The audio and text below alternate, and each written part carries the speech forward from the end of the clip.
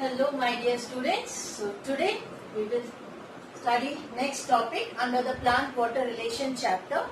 The name of the topic is translocation of water or ascent of sap. Okay.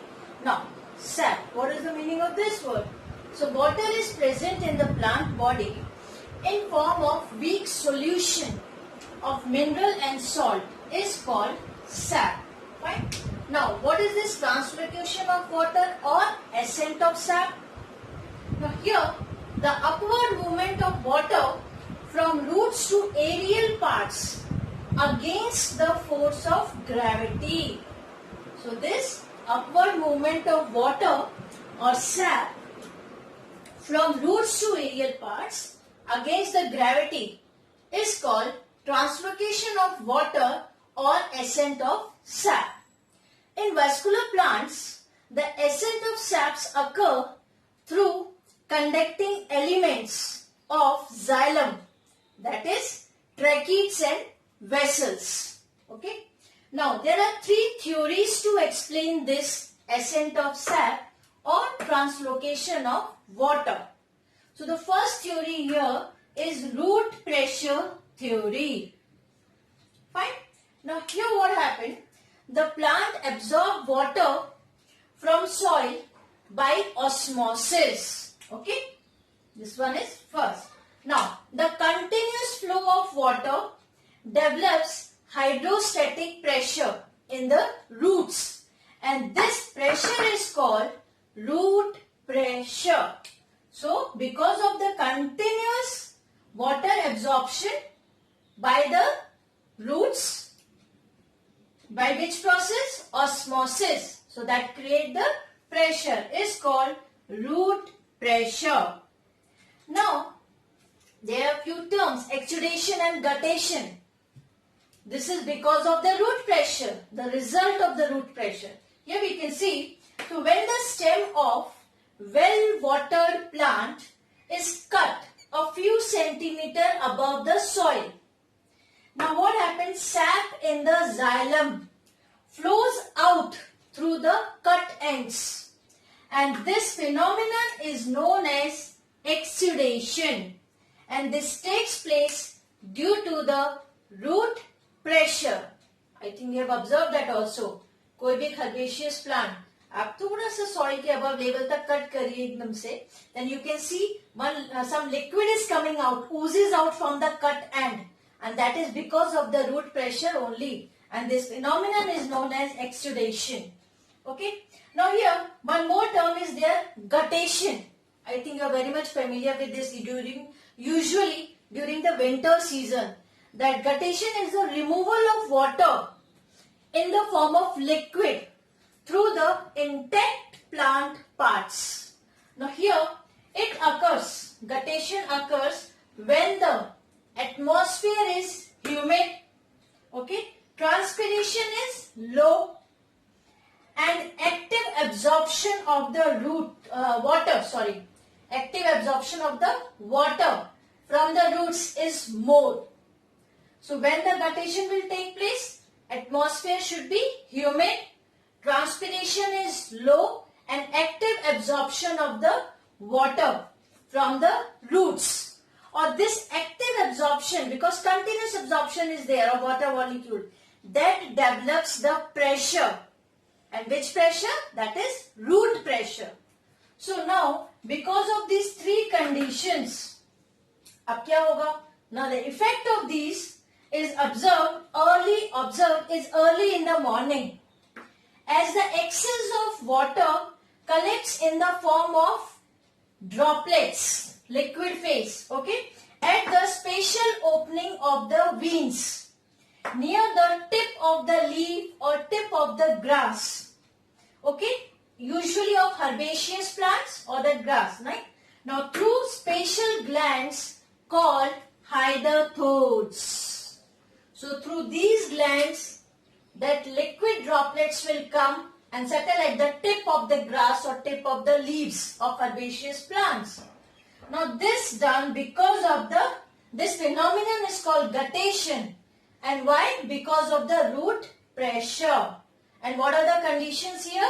That is, the first one, the atmosphere should be humid, transpiration is low, and water absorption is active, continuous absorption of the water. And because of that only root pressure will be created.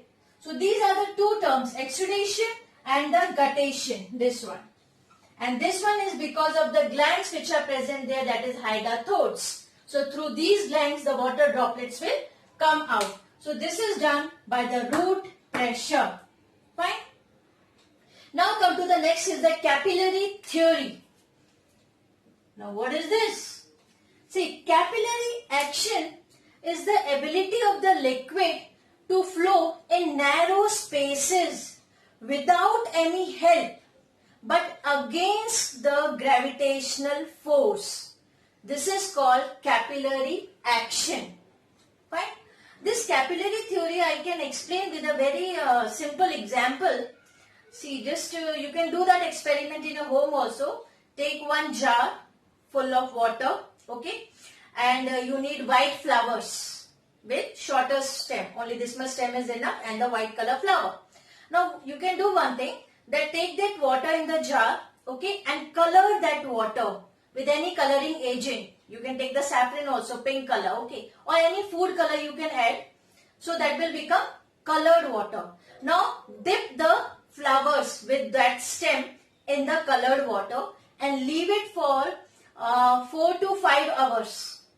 Now after 4 to 5 hours, you can see there is a change in the color of the flower, because in the starting you have taken the white color flower. So suppose you are adding the saffron in the water, that is pink color. So after 4 to 5 hours you will observe that white flowers will changes into pink color, light pink color. And this is done because of the capillary action. Fine. So movement of water through the narrow spaces, okay, narrow tube, and that reach up to the not much height but few centimeter height. And that's why we can see the colors changes. So how and why that color changes? Because of the capillary action. So this is the next is the capillary theory. So till now we have studied the root pressure theory and the capillary theory. Now the last one, very important, cohesion tension theory. And this is also called as a transpiration pull theory. This theory given by Dickson and Joly. Now what happened? Here, this theory based on the principle of three things: cohesion, adhesion and transpiration pull. You know what is cohesion? Cohesion is the force of attraction between the similar molecules.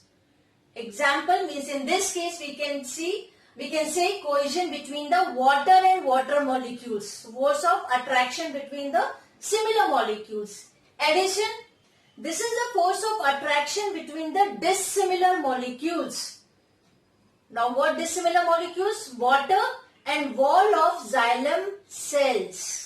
So these two dissimilar molecules, the force of attraction between these two. So theory based on cohesion, adhesion and transpiration pull.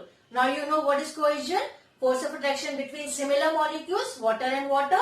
Adhesion, force of attraction between the dissimilar molecules, water and wall of xylem cells. Now transpiration pull, this is also called as suction force.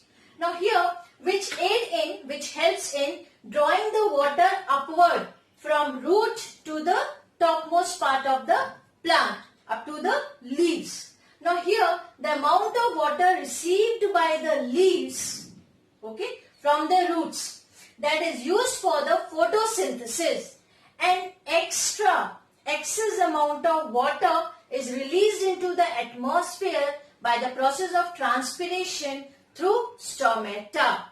Fine. Now what happened here? Cohesion and adhesion, that helps in the continuous flow of water without breaking the column. When water in that column, the xylem vessel, now what happened? That water is moving up from the roots to the topmost part, that is up to the leaves. So that water column will be continuous because of this adhesion and cohesion force. Because water to water molecule attraction and water and xylem cell attraction. That will help. So continuous channel will be formed, and because transpiration is going on, the water is losing from the topmost part in the form of vapors. So that create a suction force, and because of this channel, continuous channel, the water is moving from roots to leaves. Now this can fulfill the water requirement of tall trees also. Which one? This transpiration pull or cohesion tension theory. So till now we have studied the three theories: root pressure theory, capillary theory and cohesion tension theory. Now there are few objections related to these theories. What are those? See, first one, that is root pressure and capillary theory. In both the cases, water can rise only up to few centimeters. Fine. So what happened? These theories, root pressure and the capillary theory, will be helpful in the case of herbaceous plants, small plants. So they can take the water, they can absorb the water from the roots and that reach up to the leaves. But what happened for the tall trees? These two theories, they can't help in the absorption of water. Now what happened? The third one, transpiration pull. So this is the objection for the first two, that is root pressure and capillary theory. So what is the objection? These theories are useful only for the herbaceous plants, for the small plants, not for the tall trees. Okay. Now in the case of transpiration pull theory, this is the most accepted theory. But what happened? One objection is there. Now what is that? Due to the variation in temperature during day and night time, when the transpiration will not take place. So what happened here? See, due to variation in temperature during day and night, there are the chances that because of the gas bubbles, water column will not be continuous. So there is a breakage in the water column. Fine, because if transpiration is not taking during the night, transpiration will not take place. Suppose during the day also there is a change in the temperature, then there is a chances that air bubbles will enter and they will break the continuity of the water channel, water column. So this is the objection. But later on, few scientists said that continuity is maintained, that will not break. Why? Due to the presence of pits. So due to the presence of pits in the lateral wall of xylem vessels. In 9th class you have studied about the structure of the xylem. So their pits are present in the xylem vessels. So because of this, the continuity of the water column will not break. And this one is most accepted theory. Which one? Transpiration pull theory.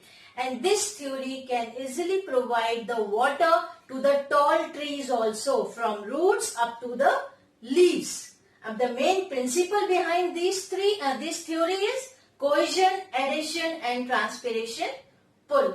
So this is all about translocation of water or ascent of sap. Fine. So these three theories are very important. So just go through these and see important terms I have underlined with a red color. So you should know what is the meaning of cohesion, adhesion, what are exudation, what is hydrothorns are there, what is sap. Okay. So please go through this. Thank you.